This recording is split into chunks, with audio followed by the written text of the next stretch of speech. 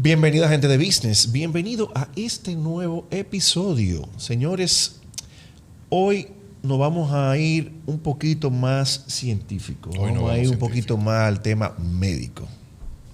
Así es, usualmente vamos a estos consultorios a prevenir situaciones de salud, a corregir situaciones de salud, a buscar información. Y hoy vamos a ver qué hay detrás de todo esto, qué vive ese profesional de la ciencia de la salud o de la medicina que está sentado del otro lado del escritorio en el consultorio.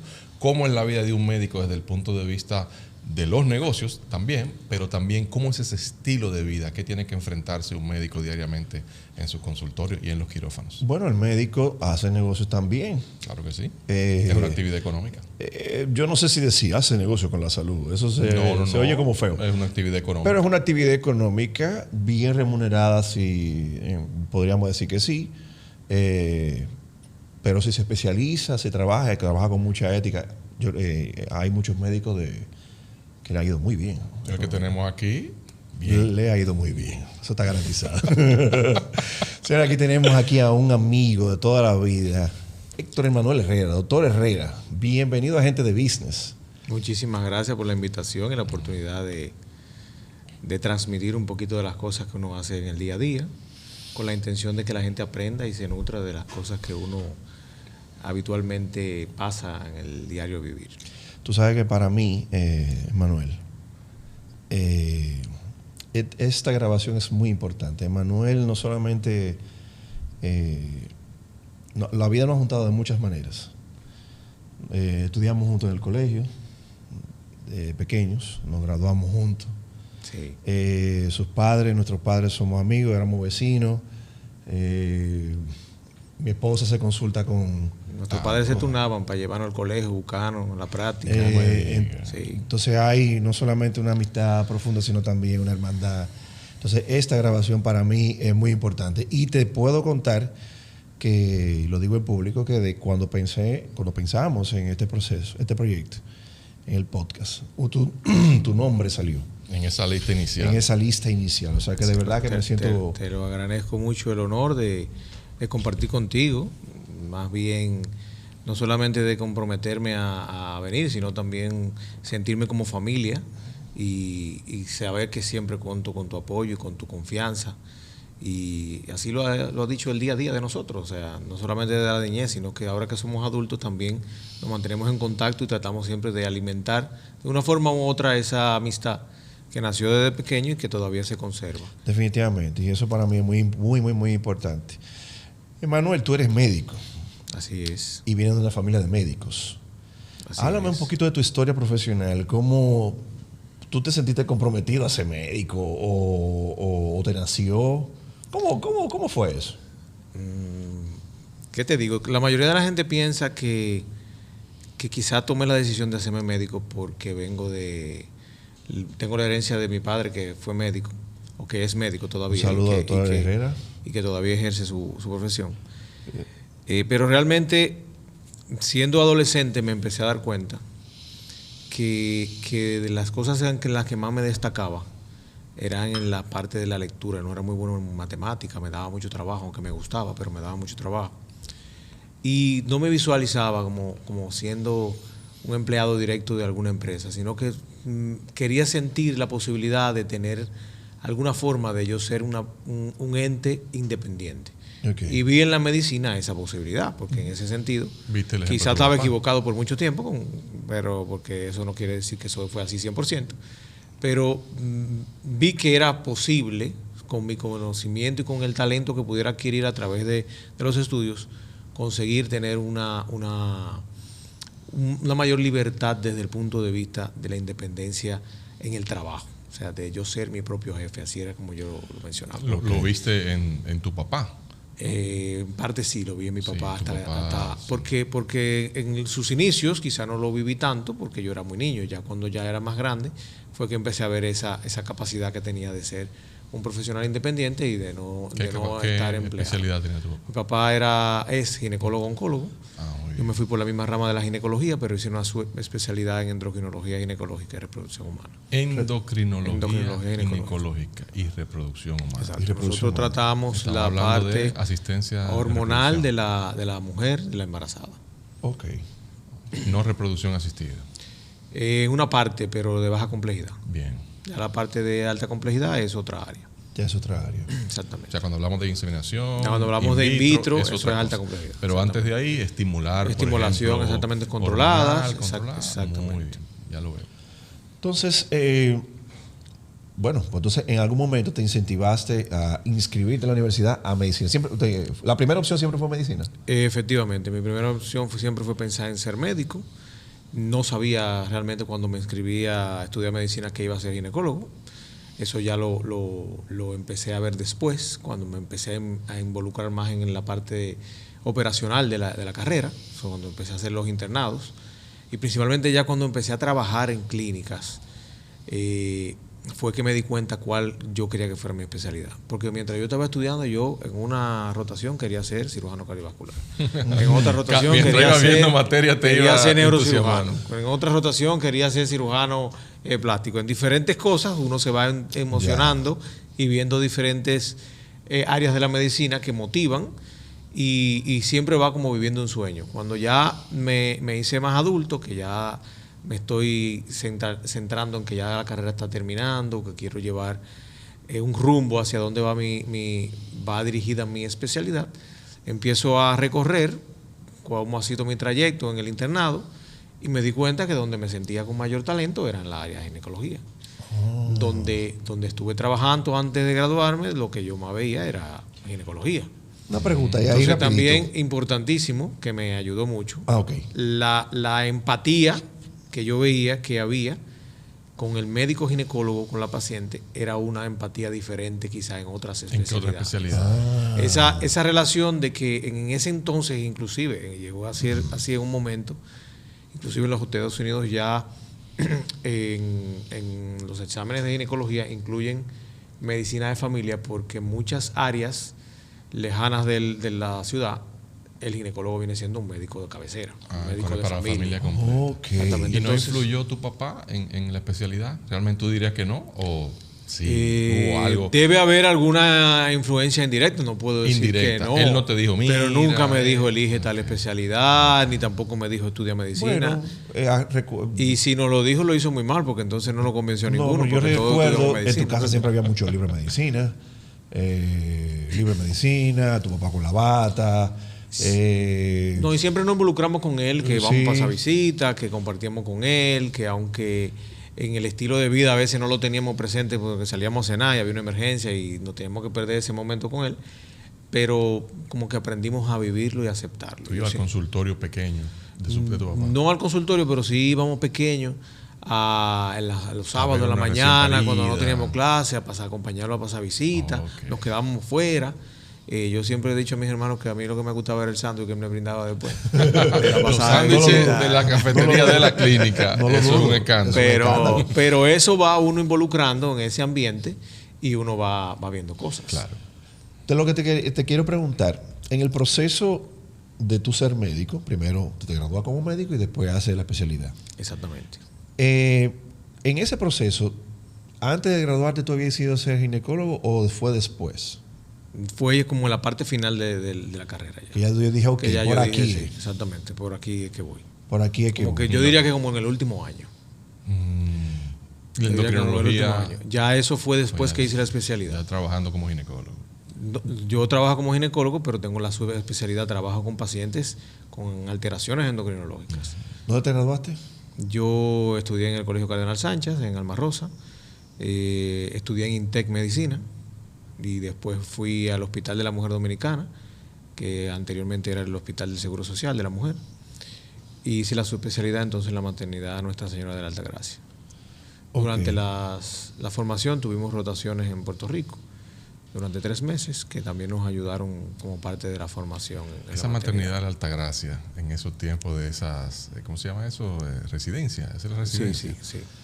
Hay noches, me cuentan, que estamos hablando de a veces 5 o 6 partos en una noche que puede pasar. No más. ¿Más? Tiene que haber más. Más. 5 o 6 teníamos en mi Esa era una hospital. noche floja. En mi hospital, que era una maternidad pequeña. Nosotros teníamos un hospital de un promedio de 15 nacidos al día. O O sea, en un servicio de 24 servicio horas. de 24 horas en mi hospital, 15 nacidos. que era un hospital pequeño. El Hospital Materno Nuestra Señora de Altagracia es una de las maternidades más importantes de la ciudad, que llegó en un momento a recibir más de 80 partos en un día. O sea, más de 80 nacidos en un día. No necesariamente, claro. Habían días de 20, habían días de 50. O sea, para una ciudad como Santo Domingo, 80 en un hospital es mucho. Bastante. Eso es Esto, mucho. pero No, 20 yo no sé. mucho. Bastante. Yo tampoco sé, pero yo sí recuerdo a mi hermano, que es bastante. pediatra y que hizo servicio ahí, que llegaba y decía, wow, fueron 8, y fueron 5, y fueron 6, y eran noches fuertes. Sí, la cantidad de nacidos que había en el hospital de Nuestra Señora de Altagracia era bastante amplia. Al crear nuevas maternidades, por ejemplo, se creó el Hospital Reinaldo Almanzar, que es el que está Correcto, sí. en la Charles de Gaulle con casi Máximo Gómez, que es Sí. en Villamella. La Es ciudad una de la maternidad también importante, que eso va reduciendo un poquito el flujo. Ya hay un mayor crecimiento, por ejemplo, en la Plaza de la Salud también se asisten partos. Hay diferentes centros y eso ha reducido un poco quizá el volumen, pero no deja de ser la maternidad más importante. La maternidad de Los Minas también, que es la que está en la claro zona que sí. oriental, La que está en la San Vicente de Paúl. también tiene un flujo importantísimo también de nacidos vivos. De nacidos vivos. Emanuel, en República Dominicana, séme sincero, la educación de medicina, el especializarse como médico, pero el ser médico y especializarse, ¿cómo estamos a nivel de Latinoamérica? La educación del médico. O sea, la preparación. La preparación. ¿Te refieres a la preparación? ¿Cómo sale un médico nuestro versus un médico de un país de la región? Correcto. Cuando yo tuve la oportunidad de salir a rotar, por ejemplo, a Puerto Rico, que Puerto Rico tiene la particularidad que en la parte médica son todos protocolos estandarizados de los Estados Unidos. Antes que tú sigas, ¿qué es Inclusive, rotar? Porque lo has dicho. es como hacer un fellowship. Ok. Como hacer un entrenamiento en un hospital, que no es mi hospital matriz, sino que me envían a hacer diferentes entrenamientos de diferentes áreas de mi especialidad a otra ciudad. Muy bien.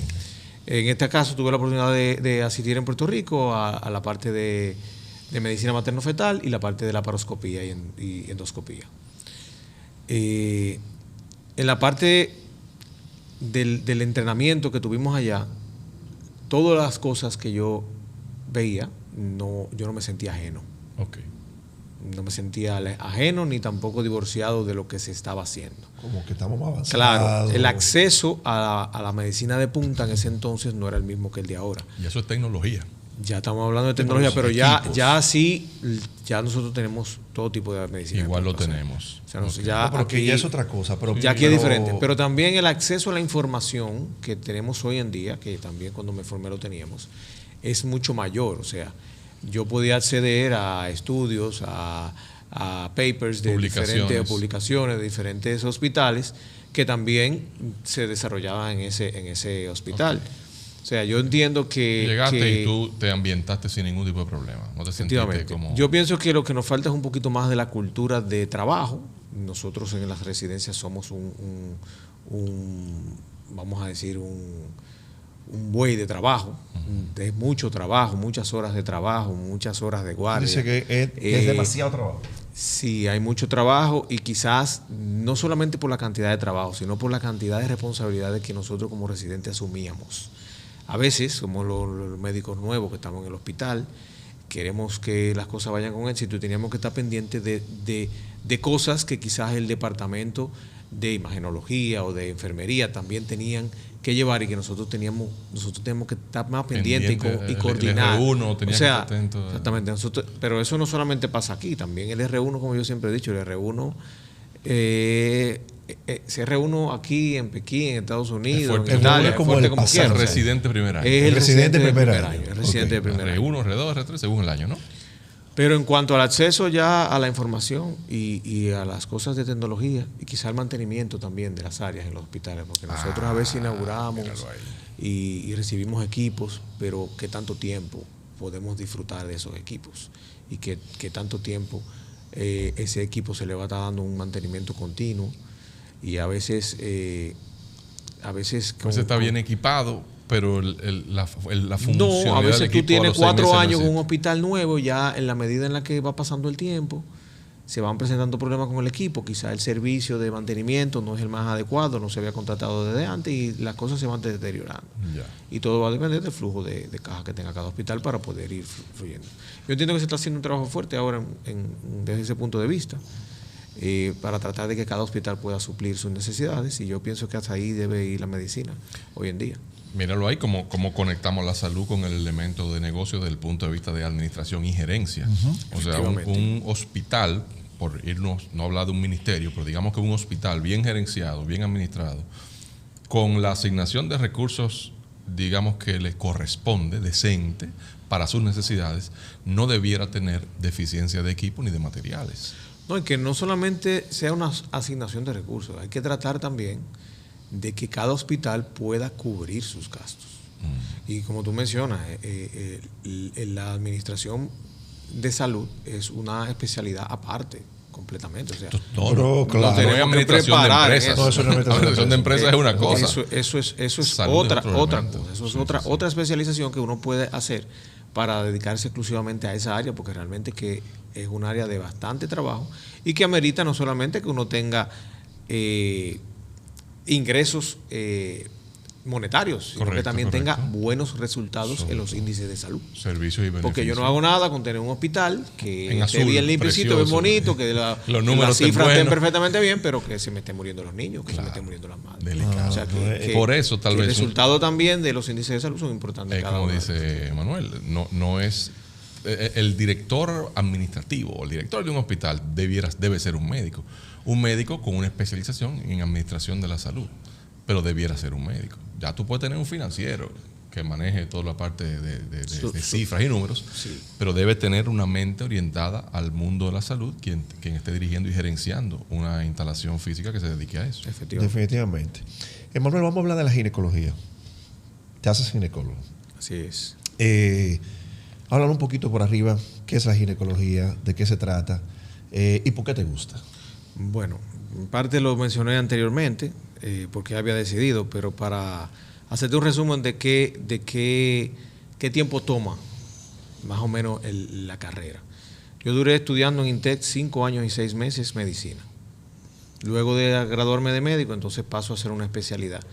Que yo empezando a hacer la especialidad había una disyuntiva, porque anteriormente la especialidad duraba 3 años. O sea, era un programa académico de 3 años. 3 años. Con 3 años yo me hacía ginecólogo obstetra. En ese año en que yo entré se le agregó 1 año a la residencia. Ya yo hice 4 años. Especialmente qué puntería, 4 años. Bueno, el conocimiento nunca está mal. No, está bien, pero 1 año más. Luego de esos 4 años de ginecología obstetricia, que la elegí por lo que te había mencionado, casi en 10, era con la especialidad con la que mejor me sentía desde el punto de vista de la destreza médica, quirúrgica, sí, y también por esa empatía que hay entre el paciente del ginecólogo y del ya van 10 años. Exactamente. Entonces, luego de eso, hago la subespecialidad en endocrinología ginecológica, que son 2 años más. Eso es como un fellowship. Se llama fellowship en endocrinología ginecológica. Tienes 12 años preparándote. Efectivamente. Pero si nos ponemos a ver que cuánto tiempo educación duramos en el formal. colegio, más o menos vamos ahí. Está bien, pero eso no se termina. A todo esto, actualización la limitante del estudiante de medicina es que tú tienes que dedicarte, si quieres obviamente terminar en el tiempo que te pauta la universidad. Porque sí conozco y tengo compañeros que lo aplaudo mucho eso siempre, que concomitantemente podían llevar un trabajo. Por ejemplo, tuve compañeros que hacían como auxiliares de enfermería y que también estudiaban medicina. Trabajaban y estudiaban medicina y llegaron a hacerse médicos, a hacerse profesionales y a hacer inclusive especialidades. O sea, todo es posible. Lo que pasa es que una cosa te puede tomar un poquito más de tiempo. Yo te tenía en mi caso, yo tenía el privilegio de que no tenía que trabajar, solamente concentrarme a estudiar, y ya cuando tú empiezas a la residencia, ya tú recibes una remuneración. Como residente, tú recibes una remuneración del Estado, porque tú estás trabajando como un médico. Claro. Yo no sabía eso. Sí. Yo recuerdo que cuando yo empecé la residencia, el residente ganaba, yo entré en julio, y el residente ganaba 14.500 pesos. Entonces, en octubre hicieron un aumento de sueldo a 17.000 pesos. Nosotros estábamos felices. La puntería te sirvió en ese caso. Entonces, en ese sentido, Uno como residente sí va recibiendo un salario ya del Servicio Nacional Sí, actualmente, hace sentido. anteriormente del Hace sentido, Ministerio de Salud Pública. como tú lo dices, Cualquier- porque estás dando un servicio. Tú le estás realmente, dedicando ¿verdad? más de 8 horas al día al hospital y estás haciendo un servicio Y a la vez como profesional. estás entrenando. No, definitivamente. Efectivamente. Igual en otros países, los médicos residentes en otros países también reciben una remuneración. Pero tú eres R1, tú estás prestando un servicio en un hospital. Pero entonces hay hora de aulas también. Efectivamente. Porque entonces en esa Nosotros residencia teníamos es de en una el especialidad. hospital, teníamos lunes, miércoles y viernes, a las 7 de la mañana, teníamos discusión de casos monográficos y discutíamos temas. Cada residente tenía asignado en un programa académico los temas que tenía Ok, que hay un discutir. programa académico, hay un programa- pensum, hay un pensum, hay un programa académico que está avalado por una universidad. en el caso Ok. de- Aparte de que tú estás avalado. bregando con pacientes, el día Efectivamente, también teníamos que tomar exámenes por cuatrimestre. De la misma forma que como cuando estamos en la universidad. Ok, pero en vivo. Exactamente. Y la práctica, evidentemente, tiene una evaluación mayor que la parte teórica. En este sentido, la práctica tiene un valor de un 70% y la parte teórica de un 30%. Tú estás atendiendo a esos pacientes en ese centro hospitalario estatal y los médicos, entonces, ¿cómo se llaman eso? Lo que te están supervisando. ¿Alguien te está ¿no? supervisando? Los Esos son los que médicos, ponen la nota. los médicos ayudantes se llaman en el servicio, son médicos attending, médicos que están ya nombrados, son los que califican a uno. Te en cada califican área, a ti por exactamente. área. Ah, muy bien. ok. Entonces, Emanuel, cualquier persona de cualquier estrato social que tenga el deseo de ser médico lo puede hacer. Efectivamente. Lo puede hacer. sí. Un Efectivamente. poquito de trabajo, Efectivamente, esfuerzo, claro. pero se puede. Cualquiera que tenga la vocación, primero, el deseo de hacerse médico. Yo siempre he dicho que no debe ser por la intención de hacerse rico, como mucha gente Pum, piensa. y ahí pero- viene mi pregunta. pero- ¿Cuándo deja de ser vocación? ¿O cuándo es ¿dónde está la Nosotros raya entre vocación y nosotros dinero? teníamos un dicho en la universidad que uno empezaba a estudiar medicina por ignorancia y terminaba por vergüenza. Porque uno pensaba, que yo voy a ser médico, el doctor con mi bata y que la gente me va a decir, mire, este es el doctor. Tú sabes, uno entraba Claro. pero Sí, claro. cuando estamos allá adentro, Porque que tú lo estamos ves en viendo la la lucha película, con las sí. materias, con los profesores, con cada cosa que uno hace, yo dije, concho, ya tengo 4 años en esto, tengo que terminar. Ya es por vergüenza. No puedo volver para atrás, ¿verdad? No, claro. Pero realmente debe haber una vocación y uno va encontrando en cada área un amor a cada cosa. Y hay que hacer siempre las cosas con la intención de, yo siempre he dicho, de ayudar. O sea, ¿Tú nunca porque- pensaste en devolverte? Dice, miércoles, ¿para qué me metí en esta vaina? No. Yo no ¿O sí? recuerdo. Nunca. No te No hubo pudiera una decir distracción que apareció en el camino que sí directamente, pero no recuerdo. Sí, Tú puedes estar cansado, pero yo creo agotado. que pero- no. Yo creo que no. Yo creo que yo decía que yo entendía que ser médico es mi estilo de vida. Siempre. Eso era primero lo que yo quería hacer y mi estilo de vida iba unido a eso. O sea, eso no quiere decir que yo no pude compartir. Evidentemente me perdí muchas cosas. No, pero- Quizá mis hijos se van a perder unas cuantas cosas también, pero estoy tratando de balancearlo, ¿no? balancearlo, exacto, de que haya espacio para todo. Mencionaste hijos. ¿Tienes cuántos hijos? Yo tengo 3 hijos, una hija vive en Estados Unidos y 2 hijos que viven acá conmigo. Tengo una de 11 años, un hijo de 5 y una hija de 4 años. De 3 años. ¿Fuiste va a cumplir tú 3 años. el ginecólogo actuante en el nacimiento de tus hijos? No. No es bueno, no se recomienda o simplemente no quisiste. Hay médicos que están en la capacidad de hacerlo y que se sienten cómodos. Yo no me sentía. Es un tema, me Yo imagino, quería sentimental. cumplir mi rol como esposo, como papá. Tú querías disfrutar Yo eso. quería, exactamente. Quería ser el papá Yo en no, el quirófano. yo quería decirle a mi esposa, llama a tu ginecólogo. Cuando ella tenía cualquier duda, Cualquiera te llama a tu ginecólogo. ¿Entiendes? Y ese no era mi ¿Y trabajo. cómo tú le identificas a un ginecólogo a tu esposa, por ejemplo? ¿Alguien de confianza que tú conoces? Mi compañero de estudio, Exacto. el esposo de nuestra compañera del colegio. Somos compadres ya. Y Si no, menciónalo. el doctor José Ángel García. Claro, un saludo y su para él. esposa, Denis Ramírez. Denis Ramírez y yo estudiamos en el colegio junto con Néstor, luego Claro. estudiamos en la universidad. Pero son mis amigos Nos también. conocemos ambos desde la universidad y entonces Denis Marlene Ramírez. ¿Tú conoces a Marlene? Y Uno el doctor, conoce, claro que sí. Pero- entonces uno conoce a Marlene Doctor está, García, que es vas a español. venir a gente de Exactamente. business. Mira, ya te voy a mandar la invitación, ¿eh? Ya tú lo sabes. No lo sabía. De Ah, hecho, lo sé. estuvimos juntos recientemente. Evidentemente, está de más decir que La primera que se siente cómoda con mi compañero y colega, mi esposa, evidentemente. O sea, Sí, ella, seguro, claro que sí. ella es la que tiene que decidir quién va a ser su médico. Ella estuvo de acuerdo en todo momento, porque inclusive teníamos la disyuntiva de que mi papá, de que su esposa, que también es médico, de que mi tutora en la maternidad. O sea, estoy rodeado de excelentes profesionales, todos ¿Cuál con elijo? mucha capacidad. ¿Cuál elijo? Entonces, yo diría que la elección no solamente fue mía, o sea, sino también ella tuvo la mayor puntuación en ese sentido de elegir quién iba a ser su médico. Sí, no, y ahí también un tema como de approach, el feeling, como tú te sientas Sí, con el sí, médico. sí. Y, Efectivamente, siempre. y ese tipo de eso es cosas. Y importante. más en el caso de la mujer. O sea, con el ginecóloga, como que tú estás como medio vulnerable, me imagino. Sí, o sea, sí. O sea, hay un tema como de rapport. sí, ¿no? Sí, y sí. como tú vas Sí, exponerte. a exponerte Claro que sí. y Efectivamente. tiene que haber un rapport interesante. Tiene que haber, como dicen, un clic.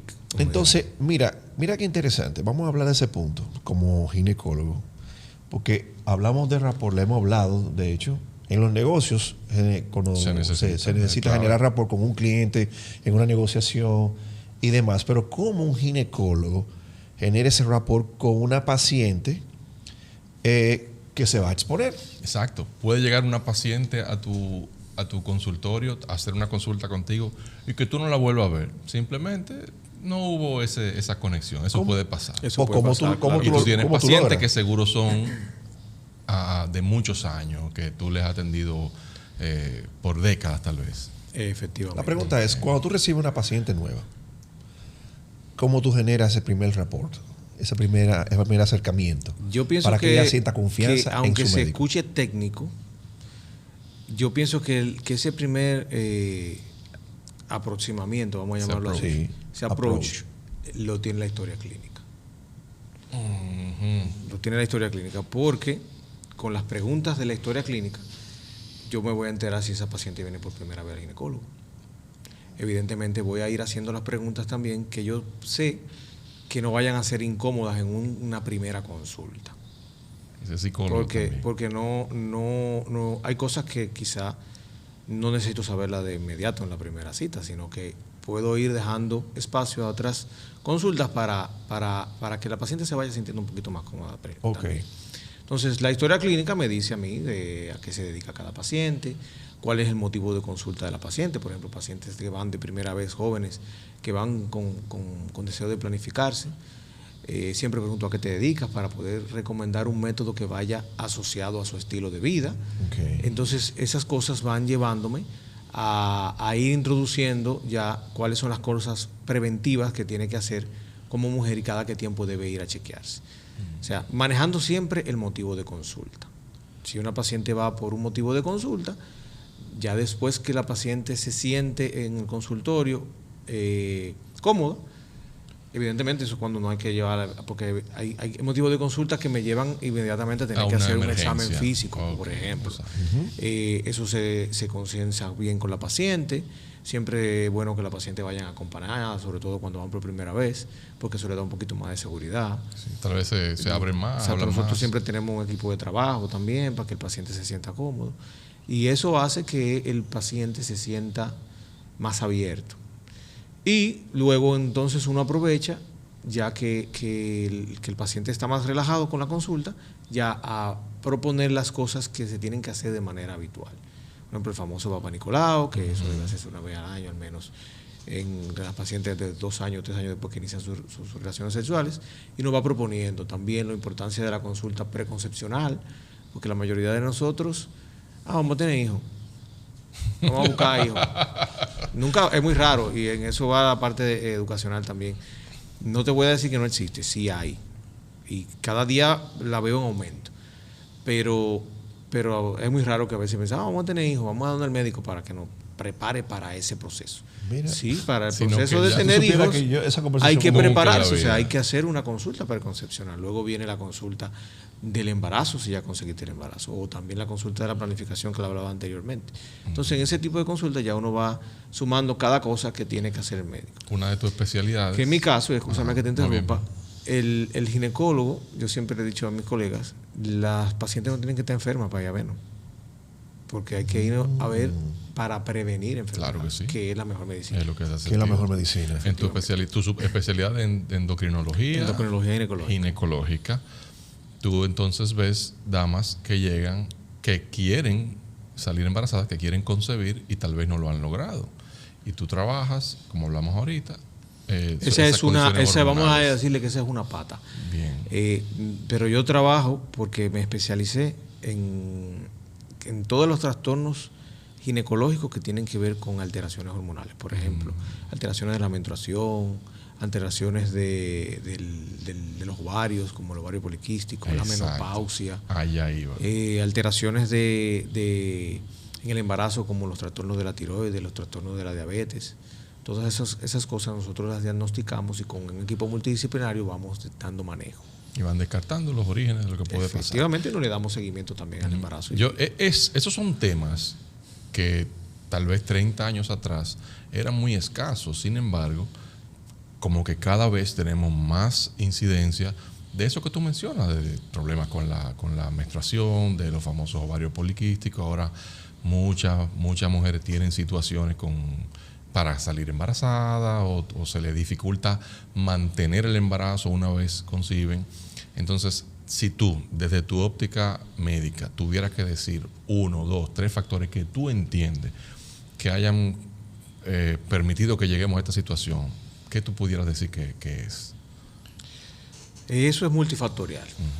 Pero tú me estás pidiendo que te mencione algunos factores. Sí, ¿qué tú crees que puede hacer?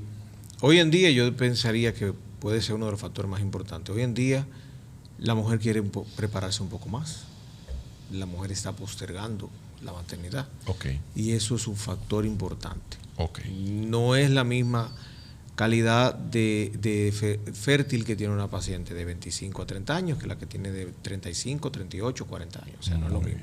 Y hoy en día, antes eso se veía solamente en Europa, en los países europeos. Sí, de hecho lo decía así mismo. Ya en nuestro medio nosotros las pacientes están estudiando, se están especializando, están haciendo maestría, trabajando, desarrollando una carrera haciendo profesional doctorados, y después entonces es que están teniendo en cuenta la maternidad.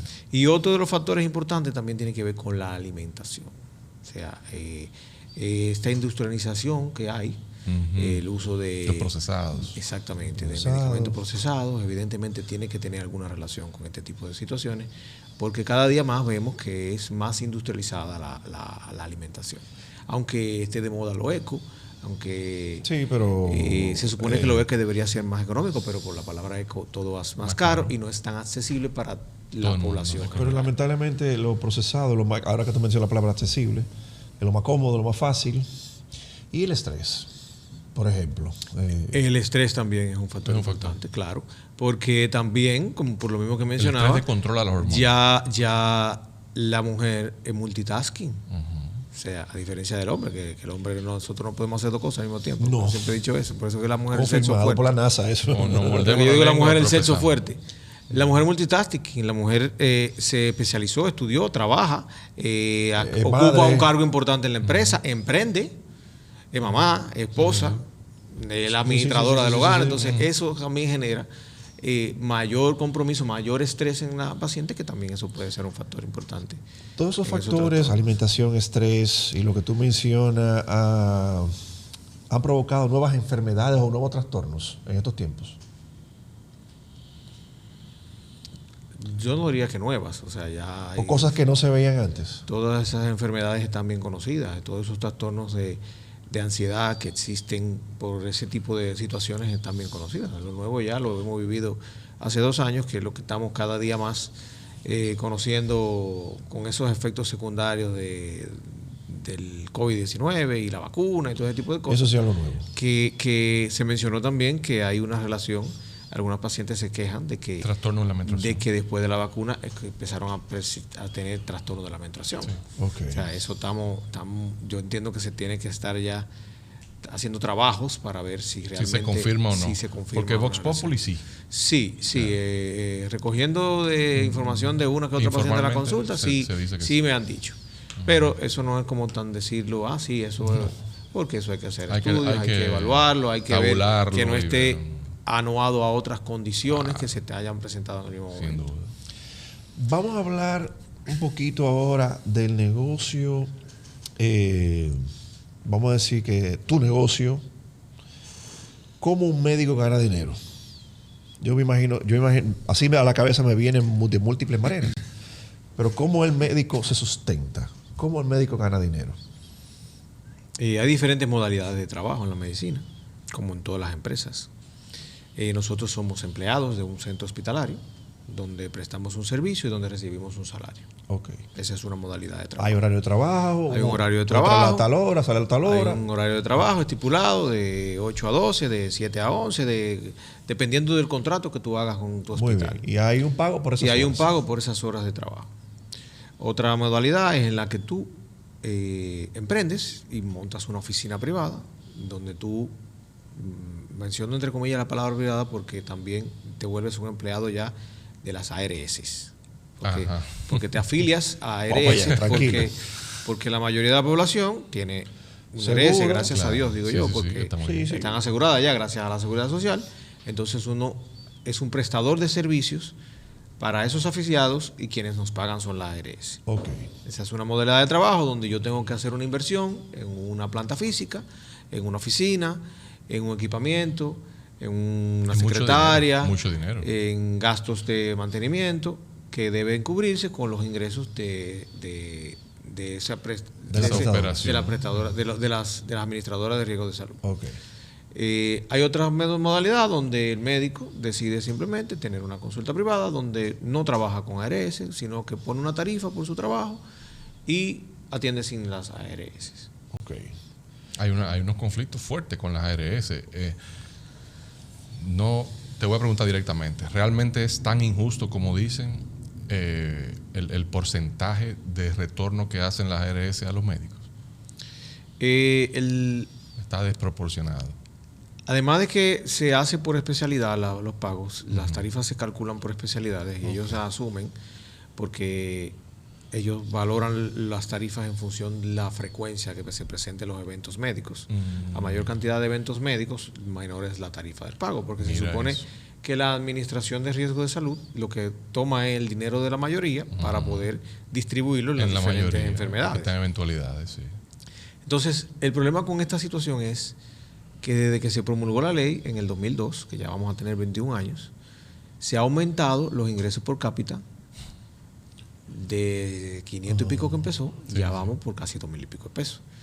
Y los aumentos en las tarifas de los honorarios, han sido 2 veces por las luchas que ustedes han visto que se han hecho últimamente. Pero no pasamos más de 15, 18 años sin tener aumentos en las tarifas y en las consultas. O sea, cuando se empezó la seguridad social, el pago de una ARS por una consulta médica eran 300 pesos. Hoy en día, hace 2 años, se subió a 500 pesos. Entonces, por tenerte una tarifa, por decirte una tarifa. Entonces, esa desproporción en la que tú haces un análisis financiero y dices, no me está alcanzando el dinero per cápita, tengo que aumentar. Entonces, vamos a tratar de pedir un aumento donde yo pueda también, en la medida en la que hay inflación, también aumentarle la tarifa. Indexarlo, y claro, igual. Y entonces, como mecanismo de, no puedo decir defensa, porque no es una defensa, como mecanismo de equilibrio económico, el médico se ve naturalmente obligado a incrementar los costos por la famosa diferencia. Me imagino que viene exactamente la pregunta obligatoria de la diferencia. Ahí, pero que, óyeme, para que cuadre, no otro número, y para que cuadre tiene que ser. Sin hablarte de números, te puedo poner la diferencia muy clara. O sea, el médico que trabaja con la ARS, que trabaja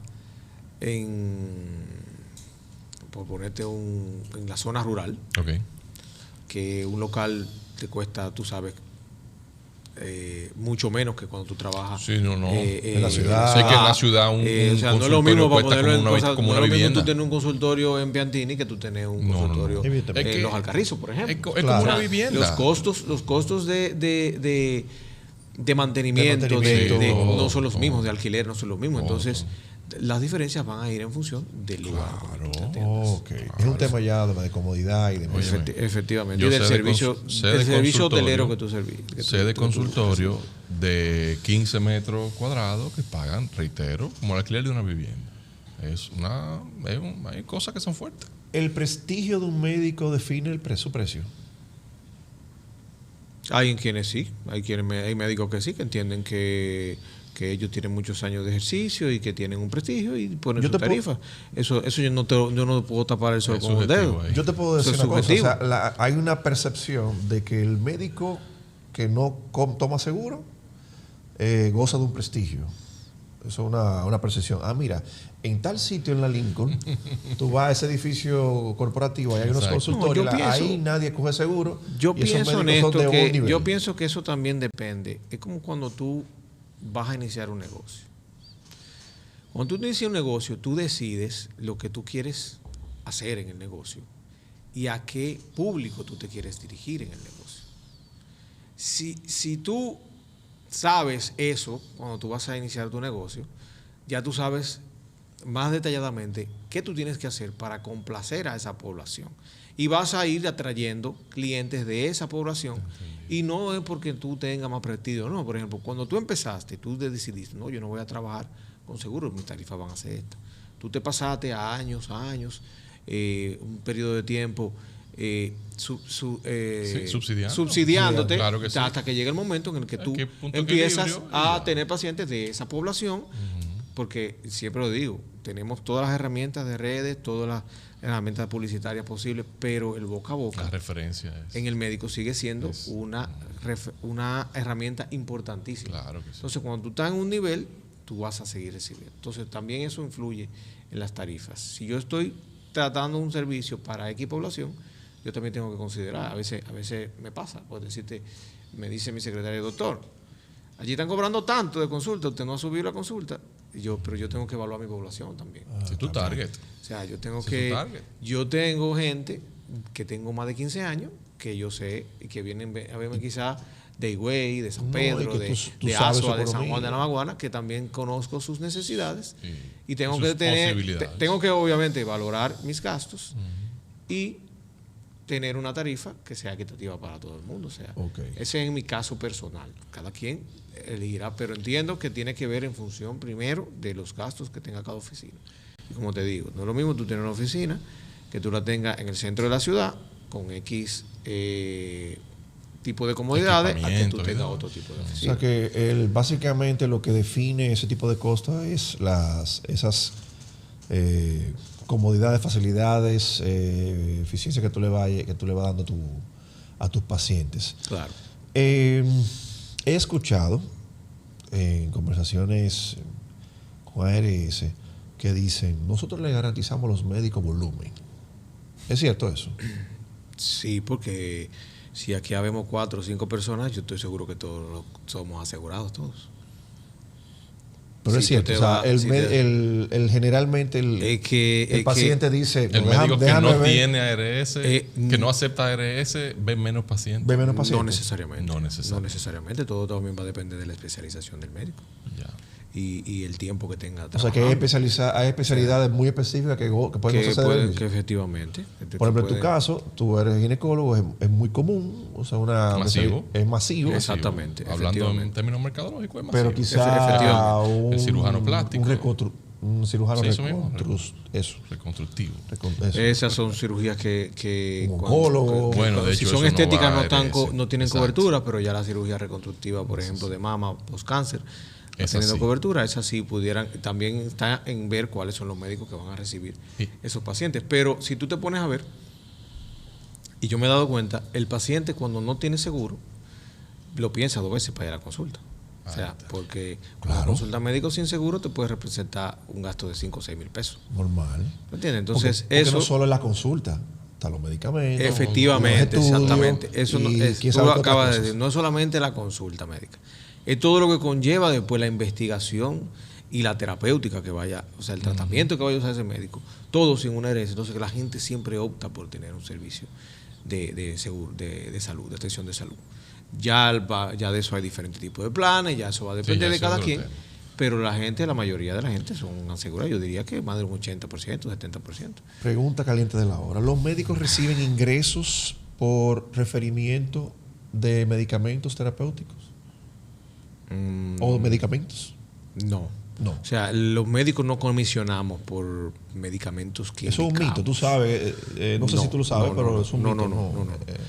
Evidentemente, en la Villa del Señor hay de todo. Que en la receta del doctor Yo diga tal te puedo medicamento. decir que yo tuve una experiencia una vez de un compañero que estaba emprendiendo un negocio de esos famosos que ustedes saben que son los piramidales. Sí.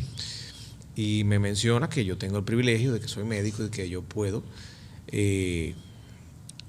Tengo al paciente a quien le puedo recomendar estos productos naturales que son para la salud y que tengo esa facilidad de habla para hacer que el paciente lo consume, pueda consumirlo. Espérate, vamos a No estar quiero claros. decirte con esto. Una receta es santa palabra para una No, gente. pero no quiero decirte con esto que esa persona me fue a presentar un proyecto de trabajo en el que yo iba a ser parte del negocio y yo podía recibir. Entonces yo le dije a esa persona, primero me hace la prueba diciendo que es un negocio fácil. Yo digo, mira, tú estás a las 7 de la noche aquí en mi hospital viéndome para hablarme de un negocio. O sea, no es fácil.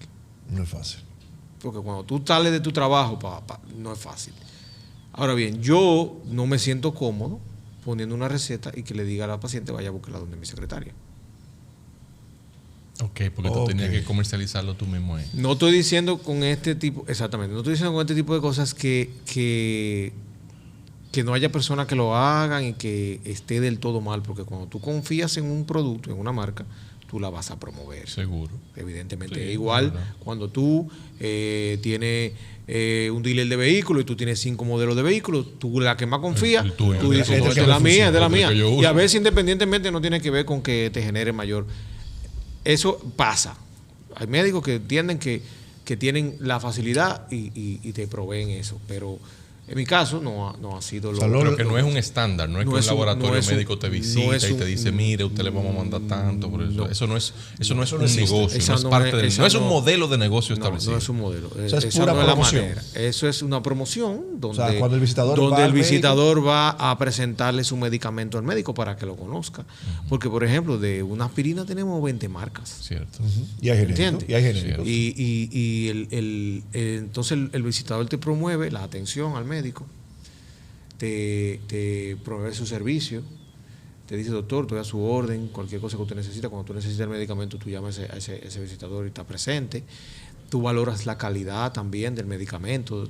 A muchos de ellos promueven sus certificaciones de los laboratorios, sus plantas físicas, Ok. todo ese tipo de cosas. Y también, no podemos decir que no, hay laboratorios que dependiendo también de tipos de médicos, aportan en la educación continua de cada médico. Ok. O sea, yo he recibido apoyo de laboratorio para congresos.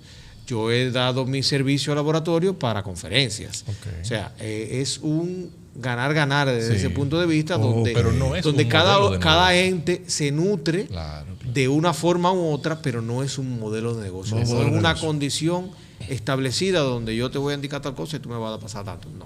Vamos al otro Esa no mito. es la forma. Vamos al otro mito, como dice Néstor. Cesárea versus parto. ¿Es verdad que el que se promueve más la cesárea porque es un negocio?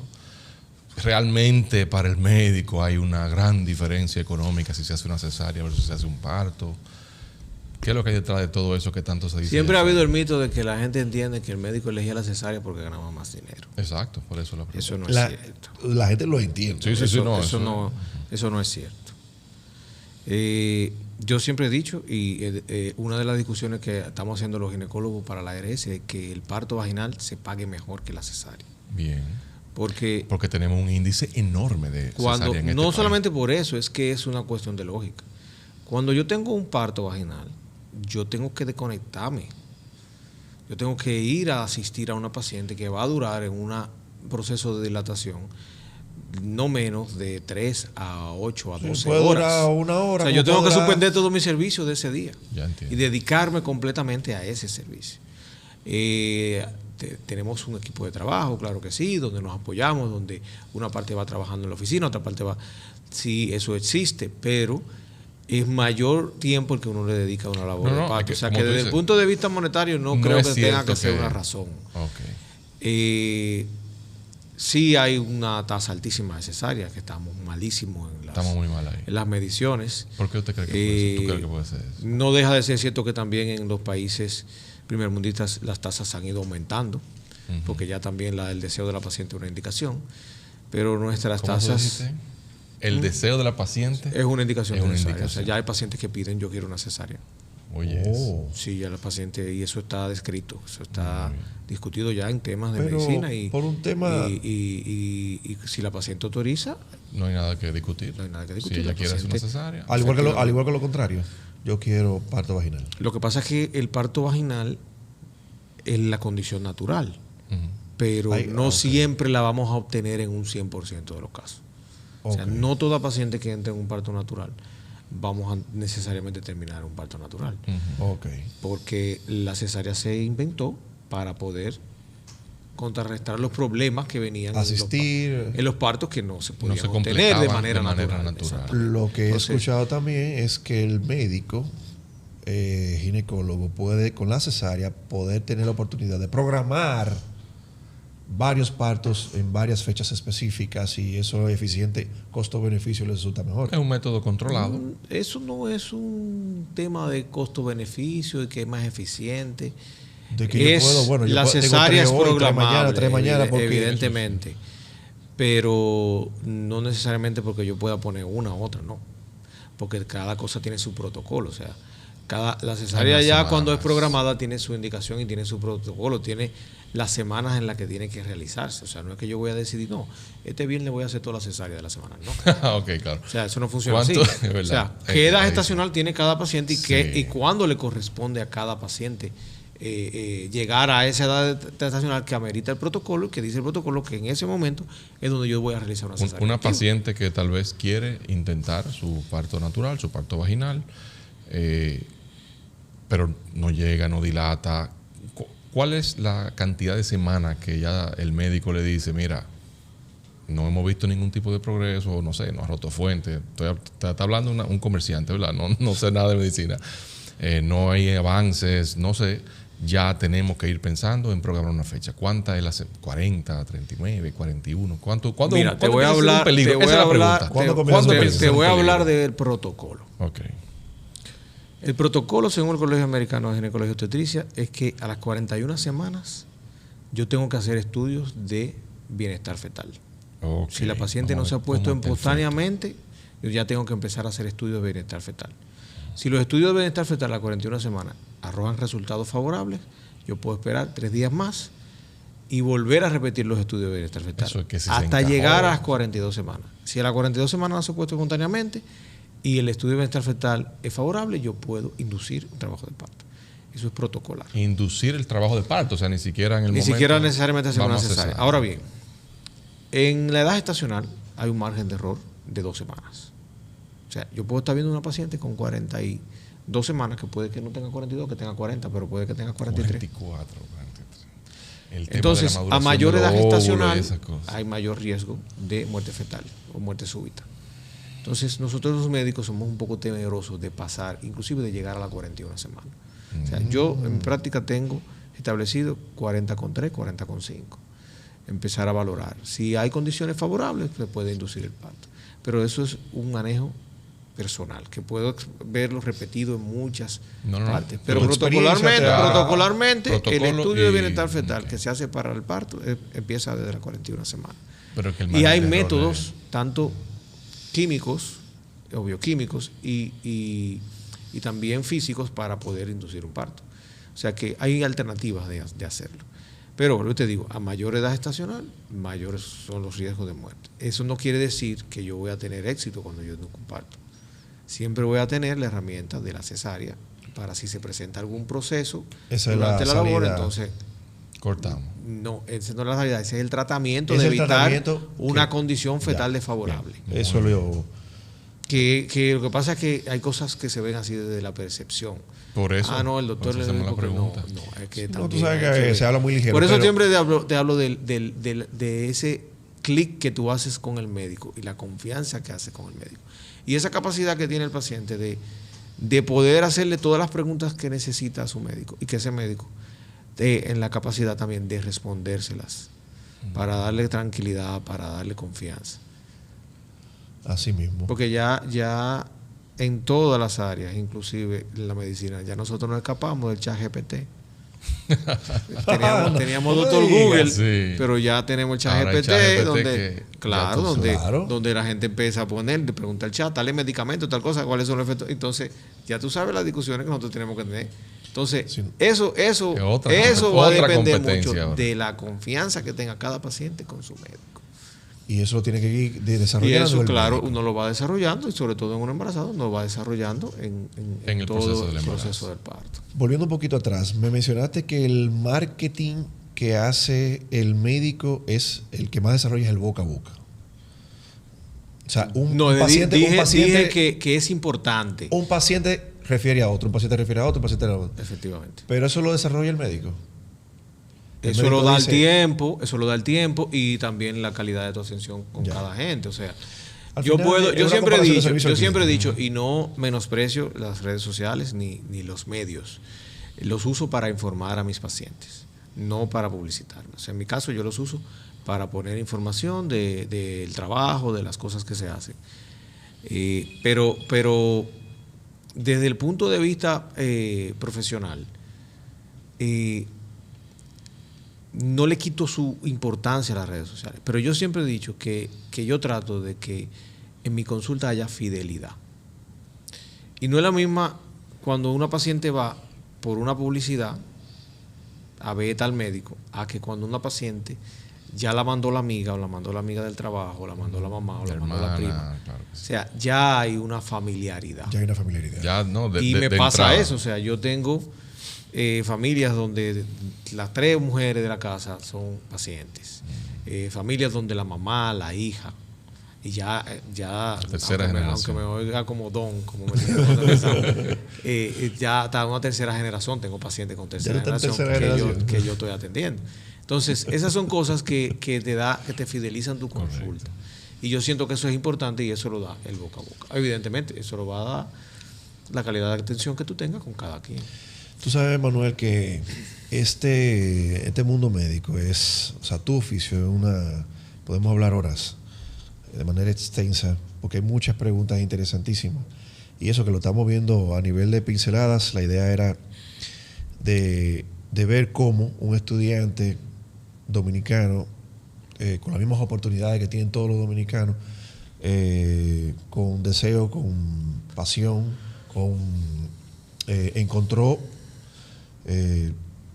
algo que le gustaba, lo desarrolló y ahora llegando a ser joven, uno de los médicos, un gran médico prestigioso de República Dominicana.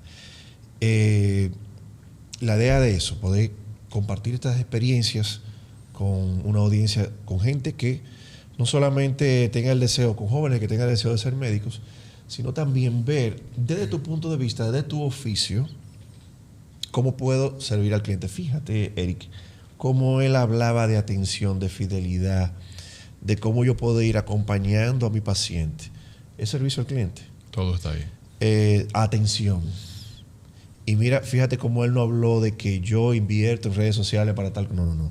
Atención. Y la misma atención que yo le voy prestando, la respuesta que le voy dando, la confianza que me voy ganando de mi paciente, es la que me va llevando a crear fidelidad y que me trae una paciente, otra paciente, otra paciente, otra paciente. Y desde el punto de vista financiero, tomar en cuenta cuál es mi target, con quién estoy trabajando, qué tiempo tiene este paciente conmigo para tomar en cuenta cuánto cobro la diferencia.